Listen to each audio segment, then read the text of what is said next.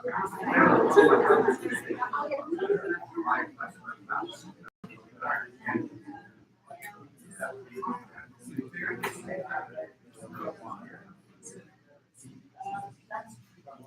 right, everybody. Thank you for being patient and following Gebserian interval time. Can you hear me on this? Is this all right? What? A little better. A little better. Okay. I gotta hold it closer. Okay, so just a few quick technical announcements. If you are presenting with us with a keynote or a PowerPoint, can you speak with us tonight before we leave, just so you can make sure everything's hooked up and working? The tech guys are not going to hear on this weekend. Another thing, we're going to mention this later, but for the presenters, the registration page is right there. That's the link right there. You can just go to the registration. We're going to go into this a little bit more tomorrow. We have a few words on that. So yes, so welcome to the 40th Annual Gebser Society Conference. To get started, I don't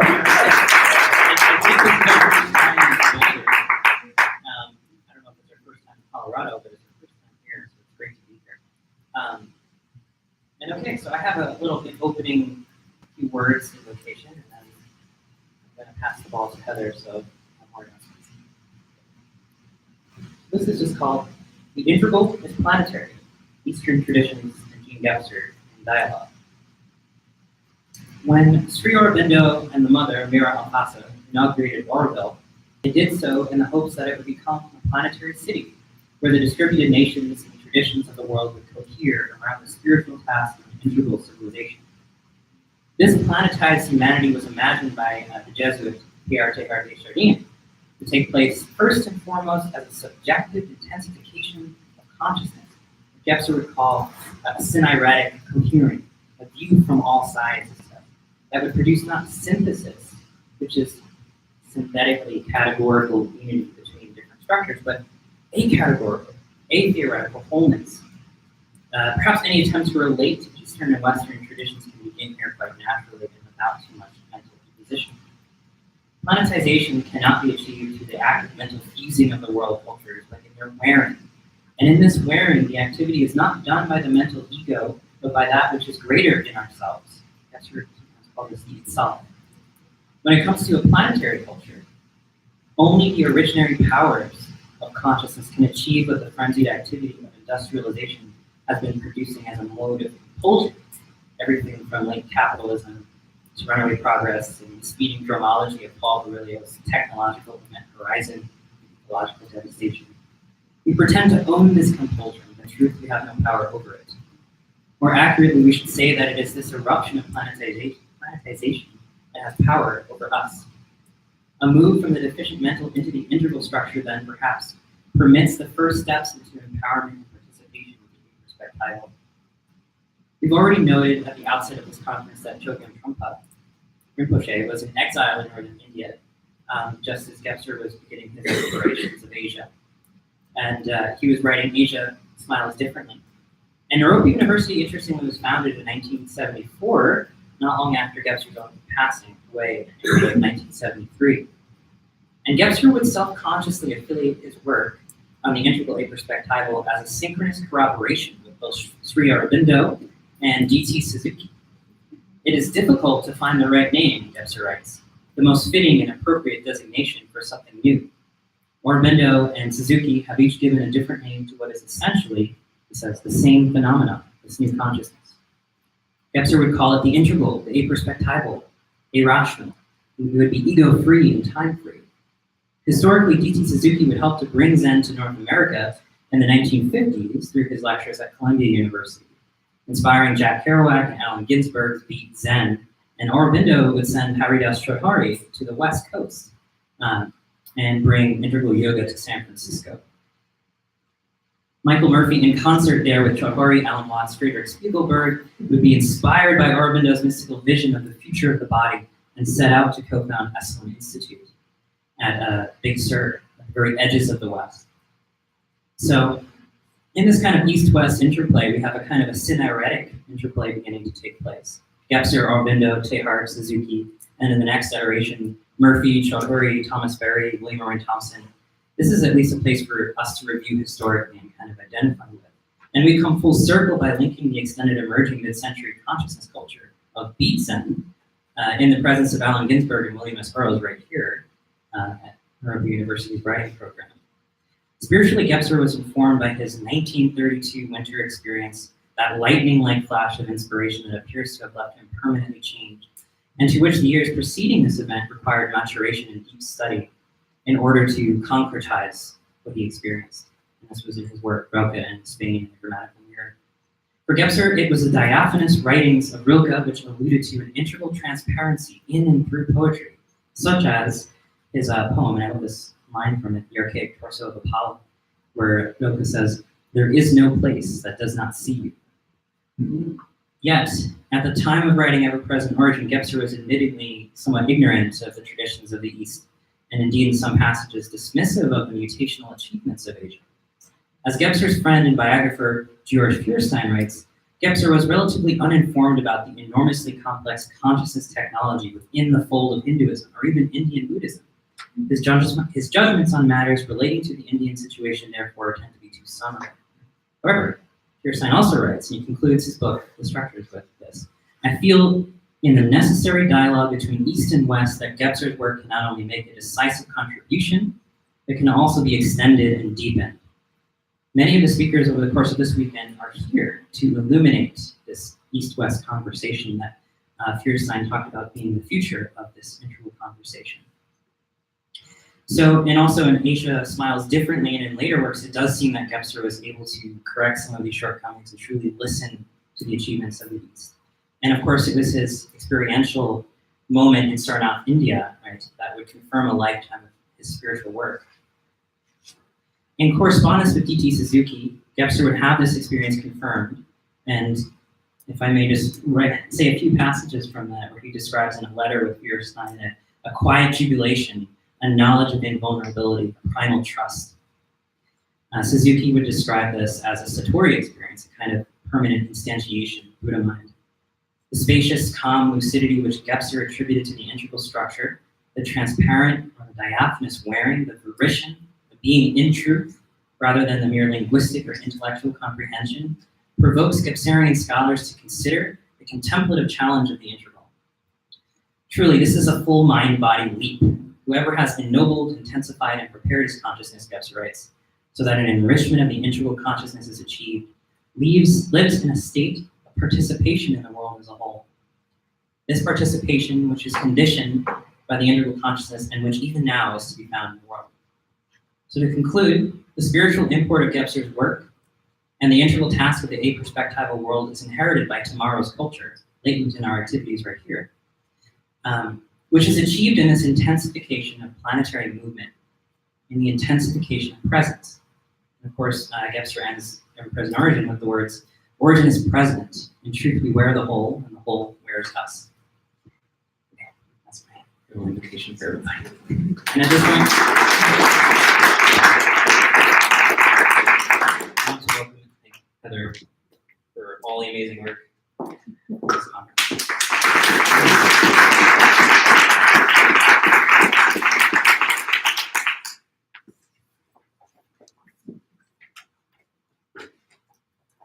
So thank you everyone for being here. And thank you to Giovannina Jobson, the Contemplative Practices Coordinator here at Naropa. Would you raise your hand, Giovannina? So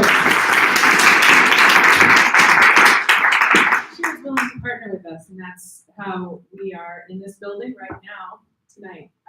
She reserved the room for us, and so we really appreciate her support and her office. Never trust a team master when it comes to time. One of the reasons we're running a little bit late is that several of us were at the tea ceremony earlier, and I looked at my watch and I said, "Oh yeah, it's 5:30." He said, "Oh really?"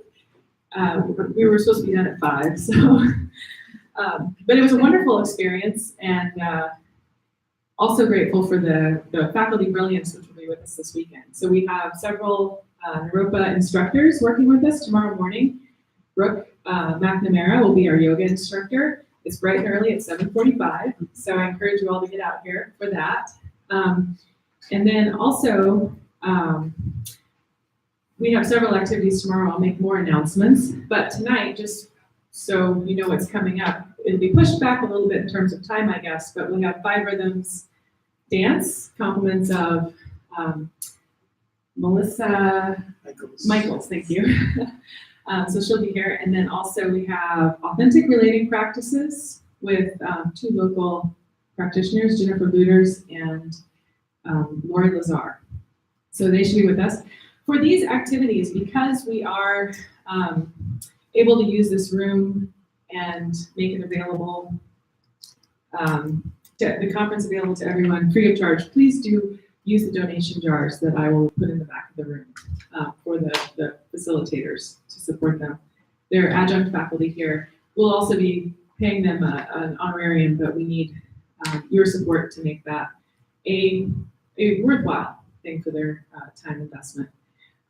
So tomorrow morning we'll also have a light breakfast. If you're somebody you want to maybe eat in advance, if things like rolls and bagels aren't enough. So plan ahead, but we will provide a light breakfast with some coffee, juice, that sort of thing. And we'll have tea and coffee available throughout the weekend. The Shambhala meditation room will be open as soon as the building opens. Is that right, Giovanina? At 7:30 in the morning? Okay. And that's, if you haven't found it yet, who went to the meditation with Chris Emerson earlier? Great, good to see you. Okay. So if you haven't found it yet, that's on the first floor, next to the door by the parking lot, just to the left, behind that desk. And that, in the morning, it will be an open meditation or yoga. So if you can't stretch with us, that doesn't work for you for some reason, you're welcome to instead do an open meditation. I've suggested 8:30 to 9, just because it's before our breakfast time. And if you do want to do the meditation and need something, there are chairs in the back of the room, so it is accessible in that way as well. And Jeremy already mentioned the tech check. That seems important so that we know we can do what you need to do for your presentations. Guest Wi-Fi access is listed in the information for that is listed in the programs. And I have 2 types of programs here. There's a larger print one. I can make more copies of that tomorrow. I only have 4 back there. And then there's this. And the PDF copy also. So if you need a larger print for now, and we run out of copies, the electronic copy is an option. Otherwise, it turned out a little bit of mouse print here. So if this isn't possible for you, there are ways to enlarge it. We'll be live streaming all weekend. I think that's probably already been mentioned. But if you do have friends that want to tune in, the link is available on the Facebook event page, and also I believe on the Gebser as well.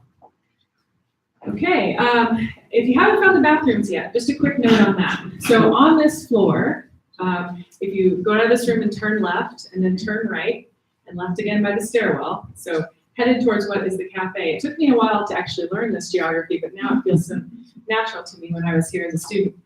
I did learn it. Those are all gender bathrooms up here. So you are free to choose which restroom you want to use. If that doesn't work for you, you can just go down the stairs, and I believe directly at the bottom of that stairwell are bathrooms that say male and female. So that's what's available on this floor.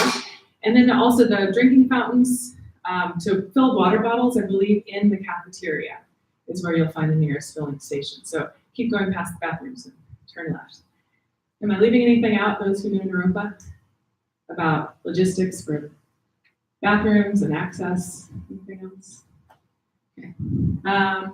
Tomorrow, I hope to invite Marco to do an Infinite Conversations tutorial, because we're going to host, we have a page to accompany the conference presentations where presenters can post their files, and we hope to get some discussion started there. So that address is already available on the Facebook event page, and then Marco will hopefully say more about that tomorrow. Okay.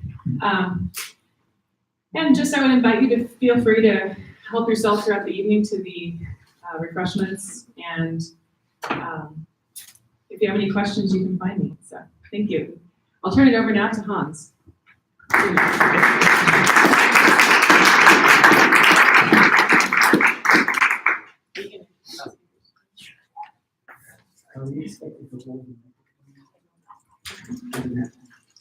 Maybe it's small enough for me.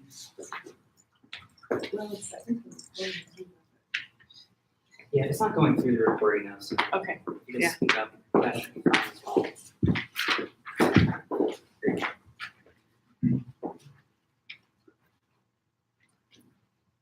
Sorry, folks.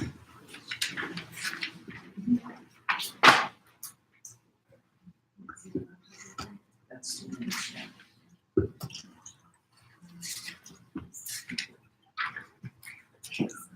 Yes. okay.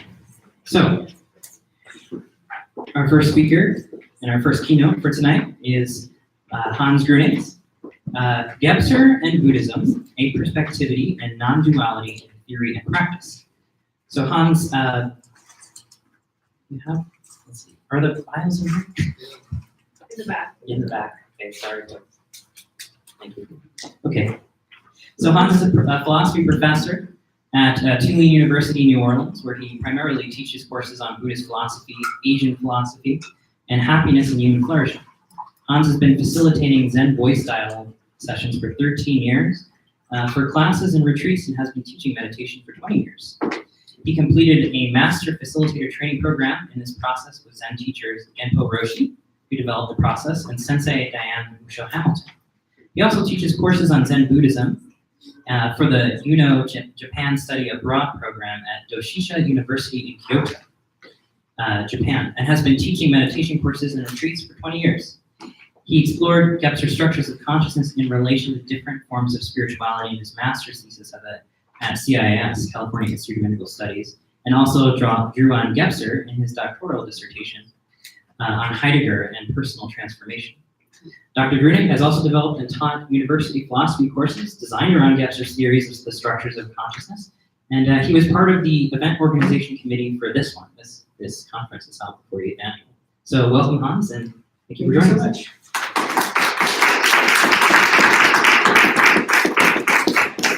Sure. Thank you.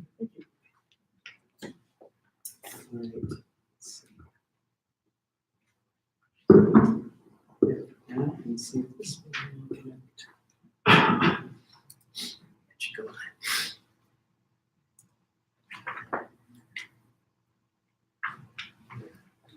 There we go. Okay. Gosh, so you heard a little bit about my background from the bio, so you know that I'm not just like an academic, even though I'm dressed like one. I feel like I'm underslept and overdressed. But so for me, it's been a journey of discovery. It's sort of different forms of spirituality have been of interest to me for many, many years. Prior to going to CIIS, I did a lot of experimentation. Not so much in what I'm going to be talking about tonight. It was only after I got to CIIS that I had an experience that helped me to make sense of aspects of what I'll be talking about tonight. And Heidegger, Buddhism, Gebser, and so forth. So it's interesting because I was already interested in Gebser when I went out there. Ed Mahood, anybody know Ed Mahood? A few of you know Ed. He was a friend of mine before I went to CIS and introduced me to Gebser, and it helped me to make sense of some things at the time.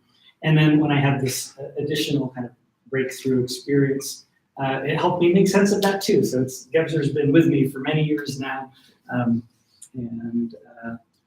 This is kind of like a leading edge, I guess, for me in my practice. So without further ado, I'll be talking about Gebser and Buddhism, aperspectivity and non-duality in theory and practice. I know, small, easily manageable topic. Perhaps overly ambitious. So a little overview of what I'm going to be talking about today, so you have a sense of where I'm going. I'm going to talk a little bit about developments in Gebser's relationship with Buddhism. His view of Buddhism changed over the years, and that's reflected in his writings. I'll talk a little bit about Gebser's journeys in Asia, some non-dual themes in Gebser Buddhism, and complementarity of practices. So I think that in both directions, there's possibility for fruitful dialogue. There's the possibility of Gebserians who maybe have come at it more from a philosophical angle could benefit from learning about some of these practices in Buddhist traditions and other non-dual awareness, meditative wisdom, spiritual traditions. And it might be also the case that people who are exploring those kinds of traditions might find that there are things in Gebser that illuminate aspects of their own traditions or open them up to new possibilities. So that's where I'm headed. It's the trajectory. So prior to writing the volume 1 of the Ever-Present Origin, which was published in 1949, Gebser was largely focused on Western philosophy, Western thought, Western culture. He did, of course, look at some Eastern thought as well, and that's reflected in the first edition of the Ever-Present Origin. But the bulk of his work really focused on Western thought and culture. And you can kind of see in these titles, Rilke in Spain, Transformations of the West, Grammatical Mirror, Lorca in the Realm of the Mothers, and Ever-Present Origin, more focused on the West here. It took some doing. People who know me well know that I was trying to find a copy of the first edition from 1949 to see what was going on, because I was reading through the translation that many of you know of the Ever-Present Origin, and I'm looking at this footnote, and I'm like, okay, that's from later. That's from 1960 something, I think. And I thought, I wonder what he wrote before that in this section. So I did a lot of digging and emailing and got my hands finally on this passage, which is in German. So I won't read it to you in German. It's probably not very helpful, unless you really want me to. Yeah. Here's my attempt at translating the passage. So there's like one sentence where he refers to Zen Buddhism and D.T. Suzuki, and then a long footnote that goes with it. And then in a little while, I'll let you know like what this turns into after he revisits it, after he goes and has his experiences in Asia. So this is the sentence in the main body of the text. In Zen Buddhism, as Suzuki describes it, the Eastern experience with relation to the soul is recounted. Very informative sentence. And then his footnote gives us a little more information. He says, the many Indian yoga paths are known to us. They are commensurate with the Indian, who does not think rationally, but rather continues to live primarily in the mythical plane. In our estimation, those yoga paths are inappropriate for the European, perhaps even seriously harmful in a European atmosphere, simply because the complete shutting off of the element of the will can only be possible for a very small number. The modern European can hardly distinguish between exerted will and intensive concentration, because he seeks to guide these along mostly rational lines, which necessarily must lead to erroneous conclusions. So he seems to be saying in this passage that he associates Zen Buddhism and the various Indian yogic meditative paths more with the mythic structure of consciousness, which is, right, he sees us as being, in many ways, culture being centered, right? Most of you are familiar, right? There's the unfoldment from the archaic to the magical, to the mythical, to the mental or rational. And the new consciousness is the aperspectival, the integral, the arational. And so he sees it not so much as being a leap into greater transparency of consciousness into the aperspectival, but as more associated with the mythical. And this probably comes out of influence from the interpretations from Freud and Jung. So in 1949, when this is published, this is where his thinking was. After this comes out, he continues to publish things, and he starts to demonstrate some more interest in Eastern thought before he goes to Asia. He writes and publishes volume 2 of the Ever-Present Origin. In the sixth volume of the Gesamtausgabe, the collected works of Gebser, it doesn't include only the Asia Smiles Differently, but also some short commentaries that he wrote. Some of them are just like a couple, 3 pages. Some of them are a little bit longer. On the Rig Veda, Indian, right, ancient Indian text, also on some unknown Tibetan texts. So this was in 1956. And then he wrote a short commentary, just a few pages, on the Zen teachings of Chinese master Huang Po, 1960. And then he takes off in the spring of 1961 for a journey through Asia, and goes through India, Nepal, Pakistan, Burma, Thailand, Cambodia, Hong Kong, Formosa, Japan, and China. And he doesn't just sort of go around taking pictures, although he does take pictures. He's very curious to learn about some of these spiritual traditions. As we already heard, he goes to Sarnath, India, where the Buddha taught some 2.5 millennia ago, and has this awakening experience, kind of a Satori experience, as he later identifies it through dialogue with D.T. Suzuki. He also visits the Dalai Lama, Lama Anagarika Govinda, visits ashrams of Aurobindo and Ramana Maharshi, and then eventually in Japan has this sort of discussions with D.T. Suzuki. And then continues to publish a guide to Asia, 1962, Ever-Present Origin, 2nd edition with revisions, 1966. And then Asia Smiles Differently is kind of like a edited version of a guide to Asia in 1968. I thought you might like to see some of the places he went. These are pictures that he took and are published in the back of that volume. So these are caves that Buddhist monks meditated in, the Ajanta caves, if you remember those. These are the Ellora caves, also in India. This was just a scene at a market in India. And these are other shots from going around India. This is in Kashmir. These are houseboats. And I believe those are from Lahore. And these are children being taught in Nepal, in Kathmandu. This is Thailand. This is Cambodia. You can see the Buddha face there. I think that's part of Angkor Wat. This is Japan. And this is China. So a number of Buddhist images included there in the back of the text. And so you just heard part of this, the letter to Georg. It's auto-corrected to George. Yeah. Apologies. Autocorrect. Very helpful. Thanks, autocorrect. I'll reread it just to let it sink in.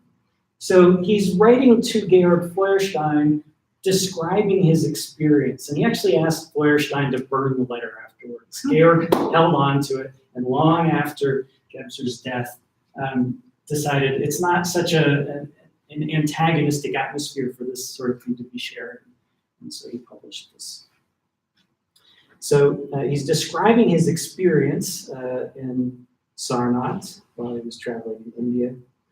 It was sober, on the one hand, happening with crystal clarity in everyday life, which I perceived and to which I reacted normally, and on the other hand, and simultaneously being a transfiguration and irradiation of the indescribable, unearthly, transparent light. No ecstasy, no emotion, but a spiritual clarity, a quiet jubilation, a knowledge of invulnerability, a primal trust. Since Sarnath, I am as if recast inwardly. Since then, everything is in its proper place, and it continues to take effect and is, in a way, an irradiation that is always present and at hand. He's writing this a decade after he had the experience. It's something that's stuck with him, this kind of clarity.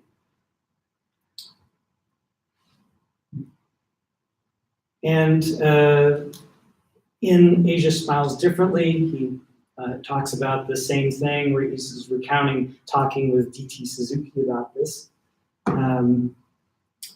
And he writes here, when I was in Kamakura a few weeks ago, I received confirmation for what has been said here regarding the character of rapture, and with it also the often trance-bound form of the indic samadhi. So he's keen to differentiate his experience from that. So it's not like if you're familiar with the jhanas or those sorts of absorptive meditation states. He's saying it's not that. I had told him of an experience I had been witness to a few weeks earlier in Sarnath. There had been no rapture to observe. I was not swept away into the irrational. There was no loss of consciousness of the world. Rather, there was the overcoming of the mental rational. There was irrational transparency, and with it, that intensity of consciousness that had integrated both the irrational and the rational in such a manner that both were respectively available, without the possibility of being overwhelmed by them. For their bearers, the vital and the psychic submit to the spiritual. The Zen master listened attentively with his head bowed and his eyes almost closed. Then he looked up and said with a smile of agreement, not irrational, but irrational. That's it. This experience that you had, it was not a samadhi, it was satori. So interesting here, there's this sort of multiple layers to the notion of integral. One is this awareness that's there in every experience, always, already. It's integral to our existence. We overlook it, we don't notice it, but then when we finally see it, we're like, oh, it's always there in a sense. And then there's also this dimension of integration. So he's saying this isn't like you're getting rid of the rational or you're getting rid of the irrational. Like those are still possible to be there. It's not that somehow accessing the irrational negates these. Similarly, when he talks about transcending the ego, it's not that you no longer have access to the ego. A lot of the things that are, but we'll get to that in a minute. A certain sense of the ego, what's sometimes called the ego contraction, subject pull of subject-object duality dissolves.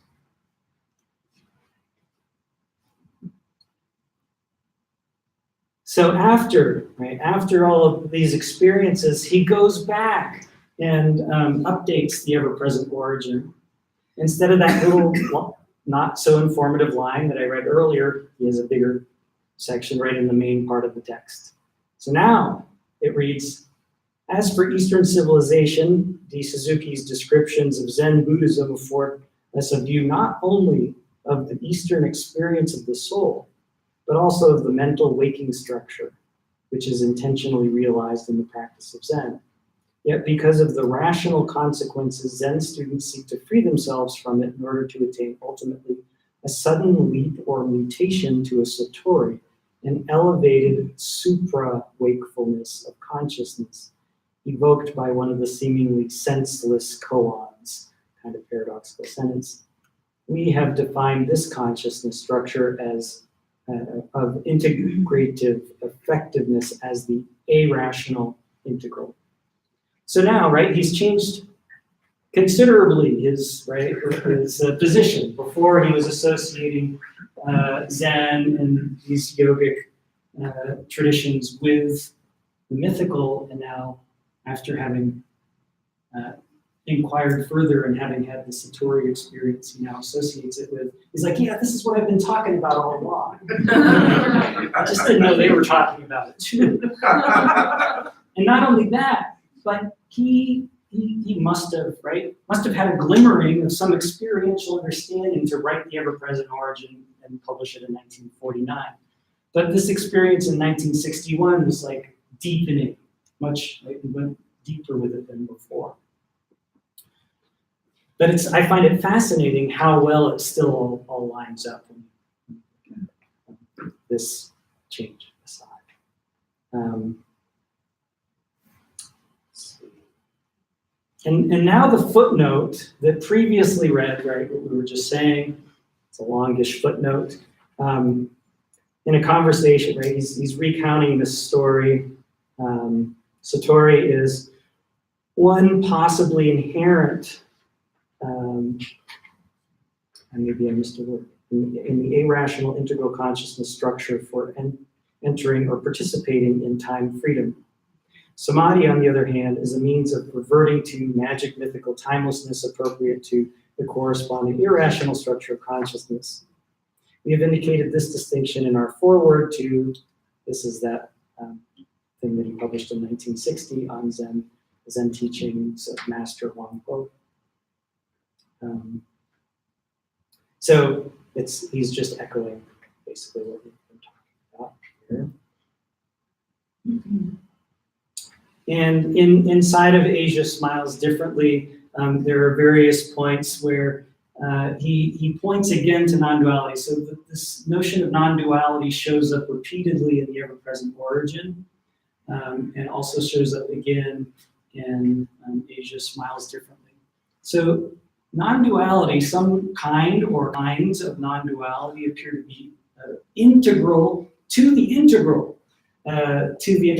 structure of consciousness, the aperspectival structure of consciousness. And he keeps coming back to this in various ways. And what I'm going to be pointing at is a place where these Zen and Buddhist traditions seem to intersect with, in a very important way, in a kind of an elusive way, but intersect with Gebser. So a little like light, these are bits that I have translated in the process of trying to translate. I actually called up some native German speakers that I know, and they looked at it and said, I don't know what he's saying. So some of the sentences, they're like, this is really hard. And people who are familiar with non-dual traditions as well. But a lot of it is clear enough. So one cannot come into view of this transparency of consciousness. One cannot see it, but it can become perceptible in unexercised supra-awareness. It can be gewahrt, right? Revealed, caught sight of, truthed, volitioned, verified, something like that. In the truest sense of the word, it is more than clarity or illumination, more than transfiguration or radiance. One could possibly describe it as shining through of the whole. Durchglänzt sein des Ganzen. And then this becoming, and this is interesting for those of you, how many of you have encountered some of Wilbur before? So how many, you may have heard of the pre-trans fallacy, right? The things that sometimes are before the, say the mental rational, and after can kind of sound the same when they're not really talking about the same phenomena. And he's very keen here to point this out. So he says, this becoming transparent, right? This access and satori of this kind of transparency of consciousness. This becoming transparent or completed integration or inclusion into transparency are in no way a consciousness weakening event of magical union. It is no cheap emotional or trans-like becoming one with the so-called universal world. Rather, the super clear certainty that grounds the inclusion into and becoming part of the transparency of the whole in the not-two-ness of the spiritual. It is no unio mystica, but rather advaita, to use the Sanskrit again, which is often falsely translated as not duality. Something like that. So he's pointing to a bunch of different kinds of experiences, in magical, and mythical, and he's eager to differentiate what he's talking about from those. So can be extremely abstract, and I kind of want to get into a little bit of phenomenology here. Well, two more quotes before I do that. So from the ever-present origin, also places where he talks about the non-duality of subject and object on 309 in the translation. Every etiology is a volition, and as such is valid only when it allows origin to become transparent in the present. To do this, it must be formulated in such a way as to be free of ego. And thus, and this means not just free of subject, but also free of object. Only then does it sustain the verity of the whole. And in another passage, the undivided, ego-free person who no longer sees parts but realizes the itself, the spiritual form of being of man in the world, perceives the whole, the diaphaneity present before all origin, which suffuses everything. So he's talking about this kind of light, almost light-like experience. Everything becomes transparent, suffuses everything. And so there's this connectedness, a kind of wholeness that he seems to be gesturing towards here as well.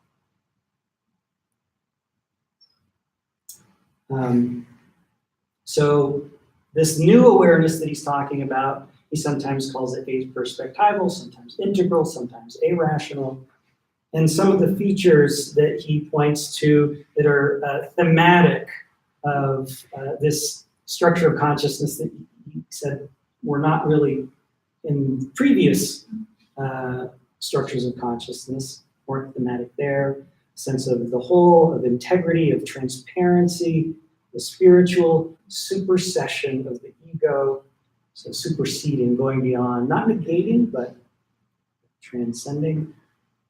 The realization of timelessness, temporicity, time freedom, the supersession of patriarchy, the renunciation of dominance and power, and clarity instead of mere wakefulness. So this phenomenon that he's pointing to, these are some features of it. Lists more, but that's a long enough list to get started with. Okay.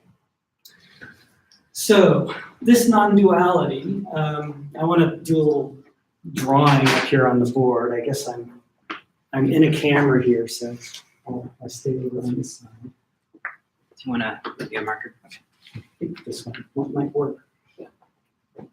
So this is, right, it's very easy to get into the mental rational structure of consciousness during a presentation at a conference, right?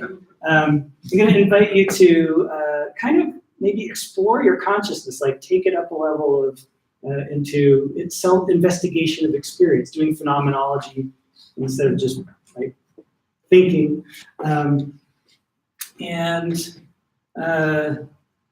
Here's one way to maybe begin to visualize and point to a dimension of human experience that's, I would say, is very common.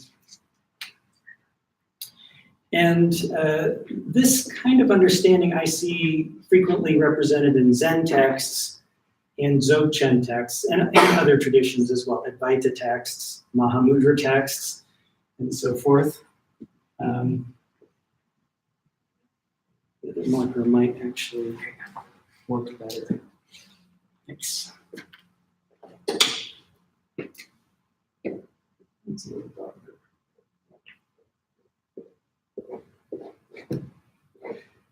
So I'm drawing this dotted line, right? It's not meant to be a boundary, but to just represent the space of awareness in which all phenomena, all experiences are arising.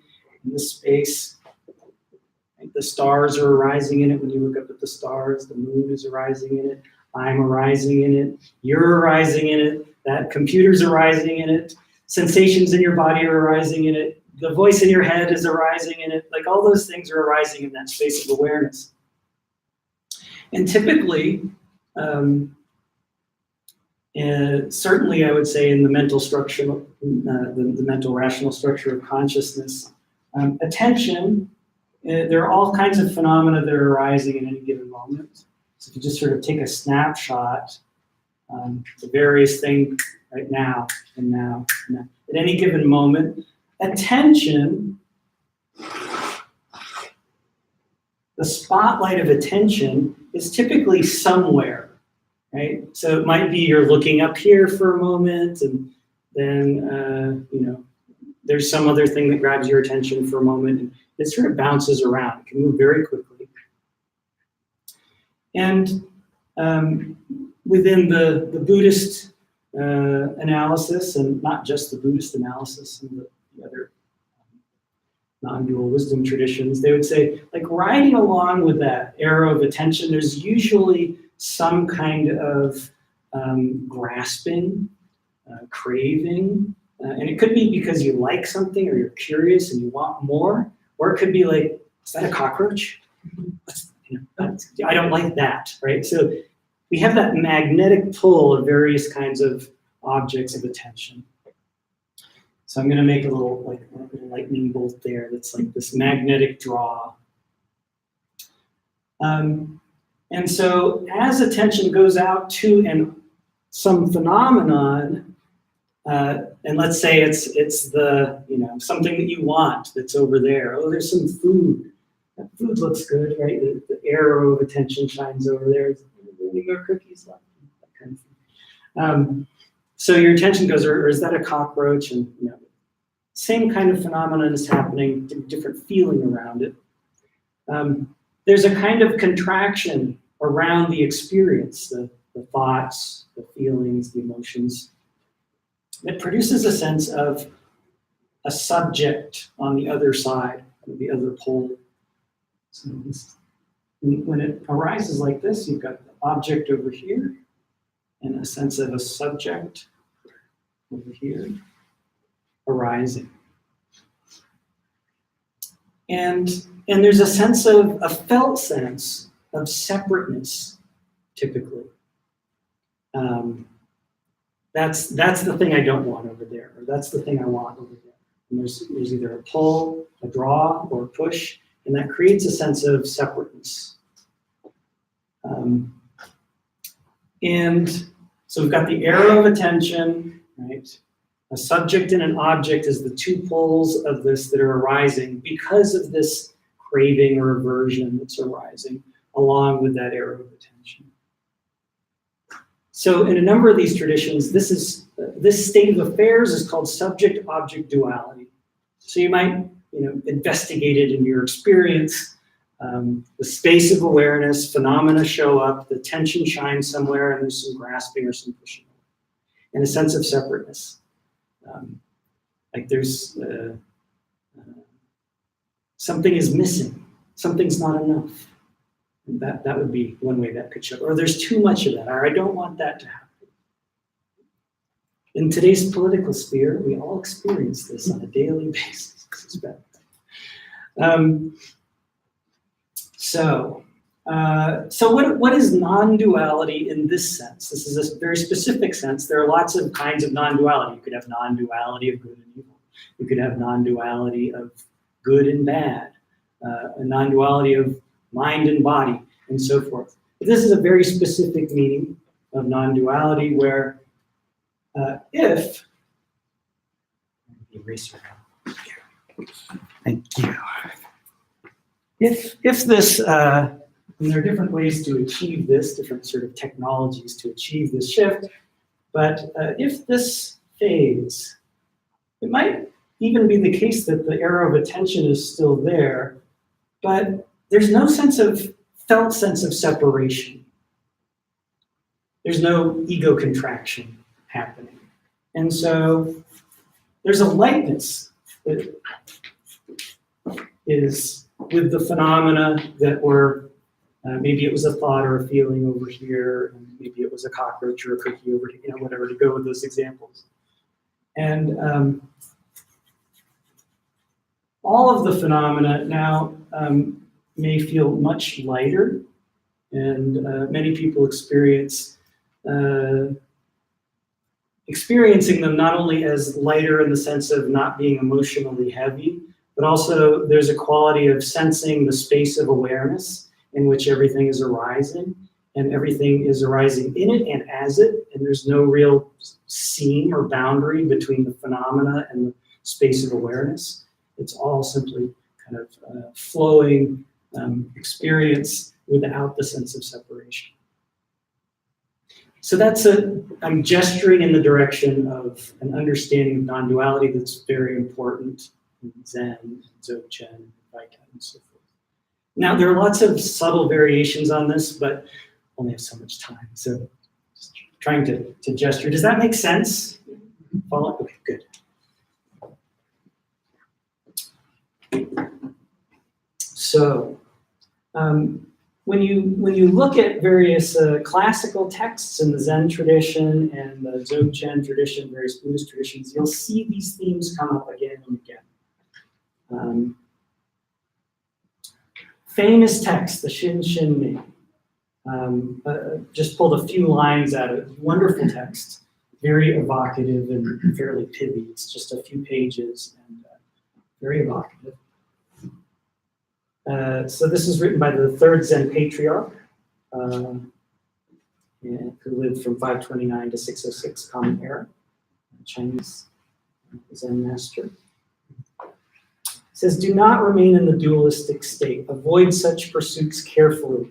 When no discriminating thoughts arise, the old mind ceases to exist, right? That subject, that sense of the subject across from the object, there's a sense in which it disappears. When thought objects vanish, the thinking subject vanishes. As when the mind vanishes, objects vanish. Things are objects because of the subject, the mind. And the mind, subject, is such because of things, object. Understand the relativity of these two and the basic reality, the unity of emptiness, technical term in Buddhism. In that tradition, it's rendered ku, which also means sky or space. So yeah, not empty in the sense of, in this case, like something lacking, or it's not a negative term. It's a sense of this openness. So in this emptiness, the two are indistinguishable, subject-object, and each contains in itself the whole world. So this awareness that contains the whole world, the subject and the object, they're all indistinguishable once that subject-object kind of duality falls away.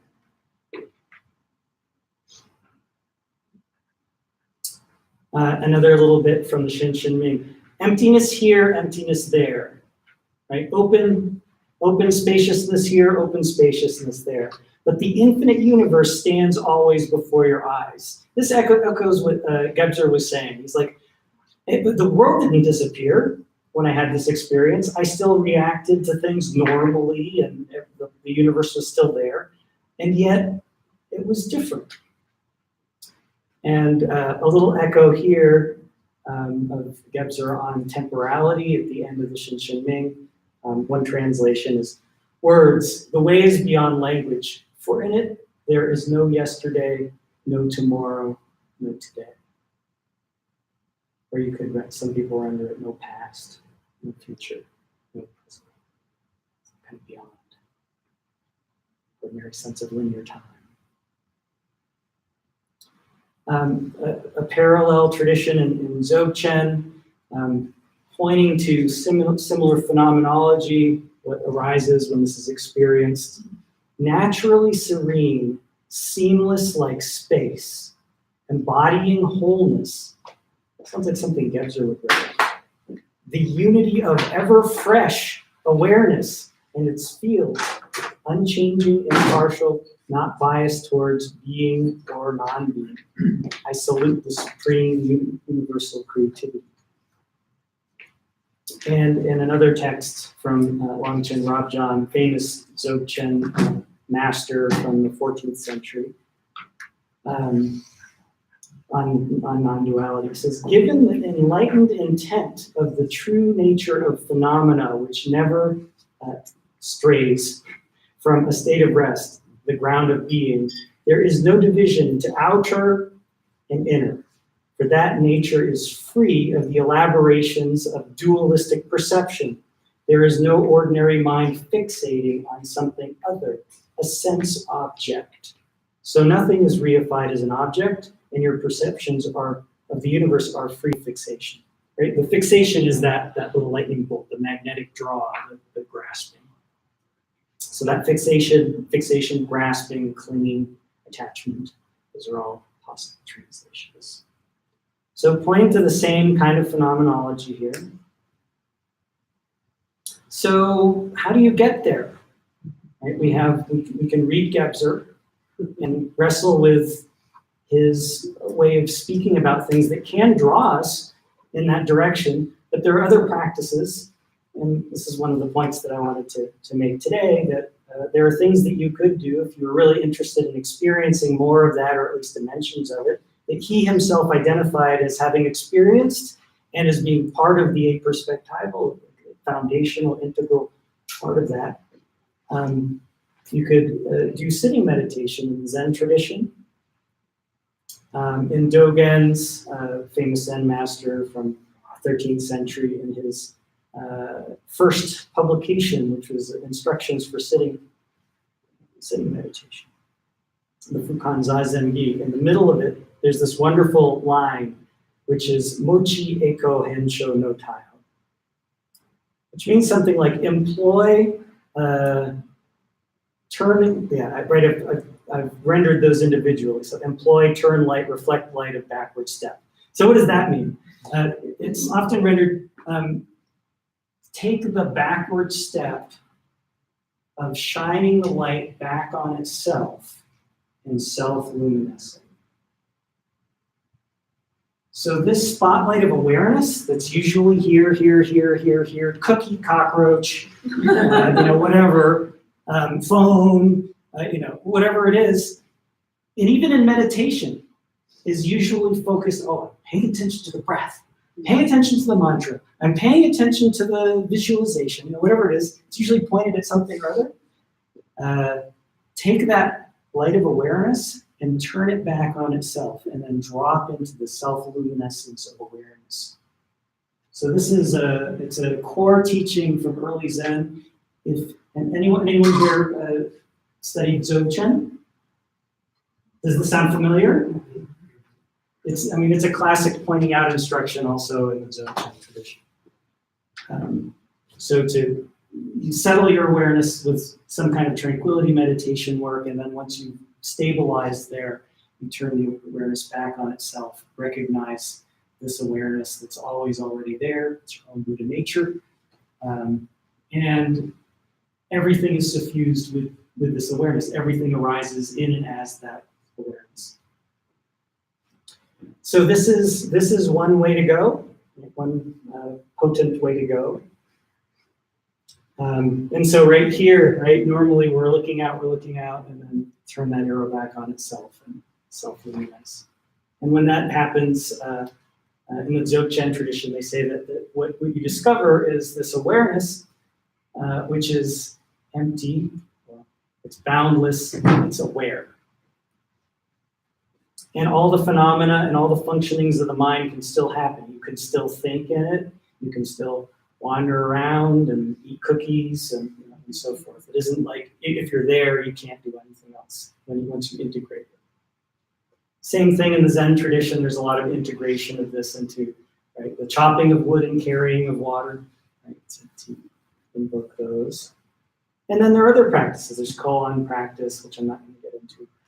There's art and poetry that works to kind of, and I think that Gebser, if he had really gone down this rabbit hole, would have really enjoyed looking at the poetry and artwork that comes out of the Zen tradition. So I wanted to share a little bit of that artwork. So this is Ma Yuan, 12th to 13th century, famous artist who developed a kind of painting called often one corner painting. And so often activity is happening and then there's a bunch of open space. And so it's gesturing to the space instead of to an object of fixation. It's drawing you out into the space. What is this person doing? He's not looking at you going, look at me. He's looking out into the space and he's inviting you to look with him. And some other evocative examples.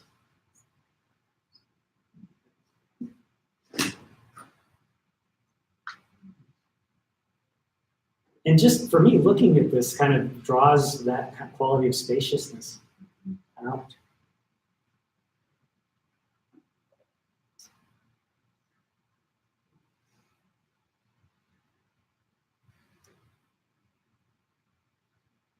So this is one art form that is kind of speaking from and to that quality. That Gebser did a lot of interesting analyses of poetry and art. I think this would fall into that aperspectival realm. And then haiku that often in very simple ways just draw awareness into a different quality. Some that for me are evocative that I'll share, just a couple of short ones from Basho, famous haiku poet from the 17th century. Higher than the lark, the mountain pass, quietly resting. The old pond, a frog jumps in, plop.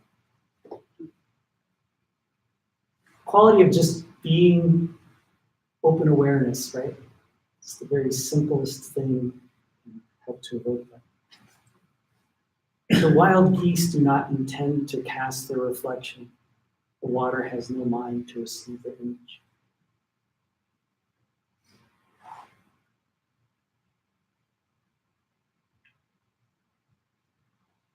And it draws me, right?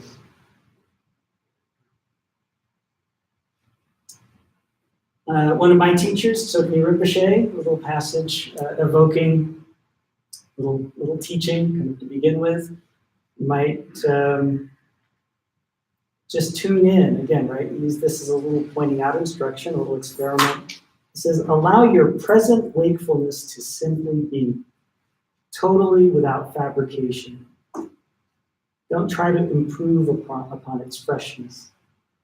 Remain unoccupied by any memory of the past, any plan about the future, involved in any dualistic appreciation of the present, letting those go. Don't dwell upon anything as the object of meditation. Remain totally free, vividly clear, wide awake.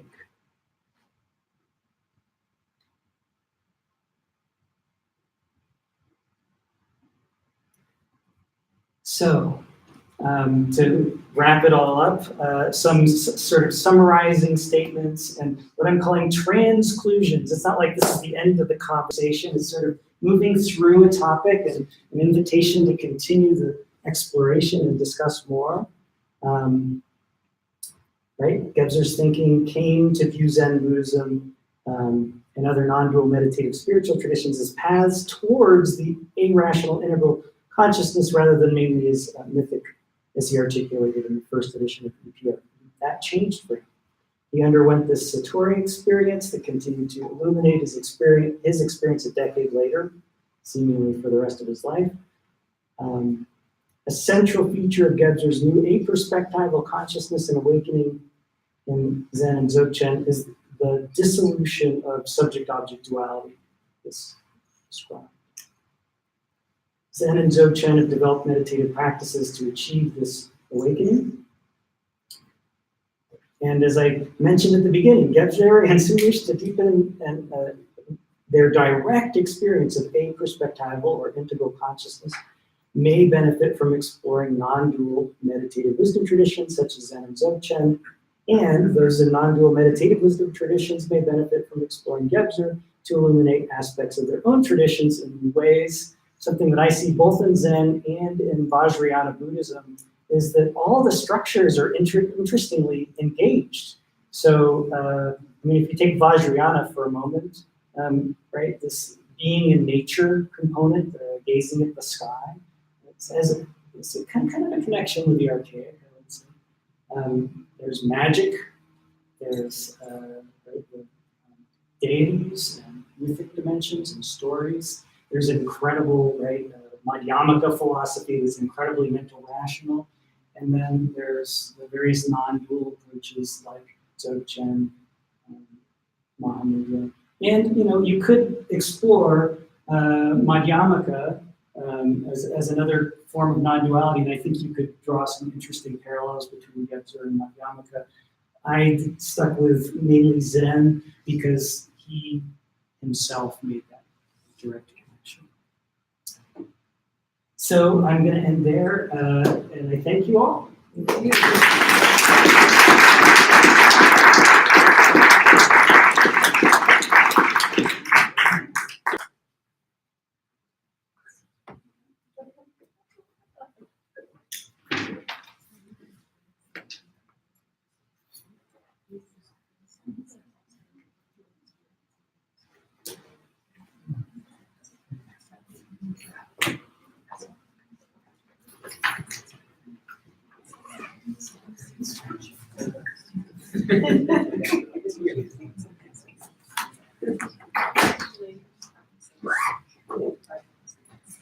So the authentic relatings practice and the 5 rhythms dance are both happening at 8 in these 2 rooms. So we just want to get a sense of who wants to do either of those. I know we're running a little over, so just want to get a sense of who's going to be doing that or the other. And then you mentioned the authentic relating. Yes, authentic relating as well. Okay. One more time, how many interesting authentic relating practices? 10 groups in the back. They're the same time as the dance, so I see a few people who are, which one are you interested in? Okay. That's it, right? I think so. Yeah, thank you. All right, so for our next one, just to take a moment.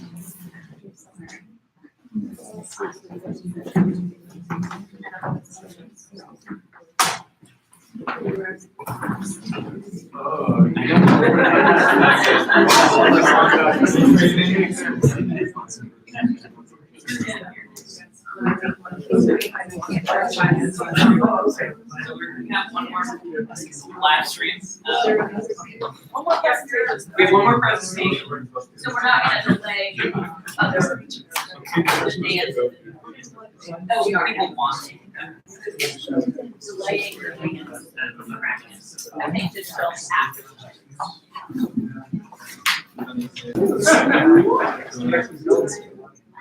I wanted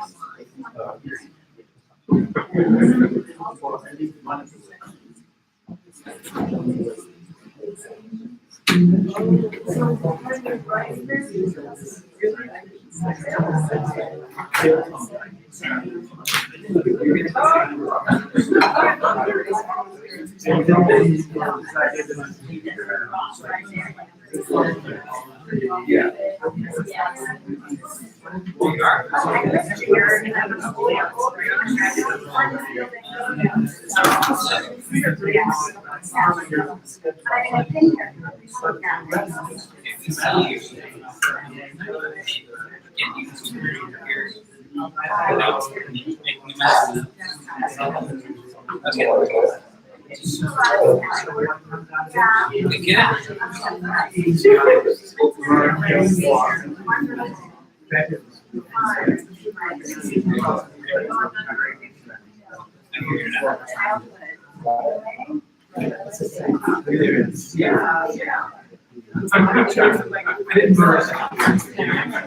think you'll be able to see it decently.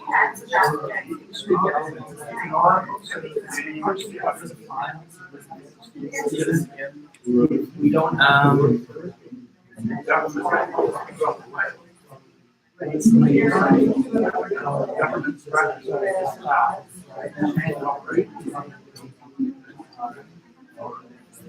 Say something.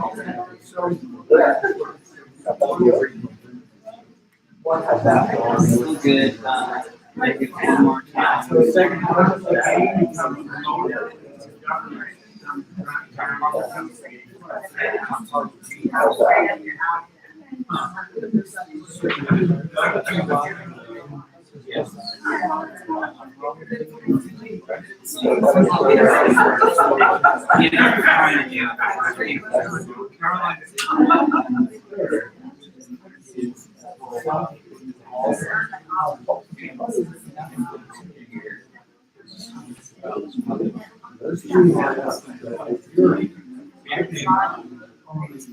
Okay, now we can't.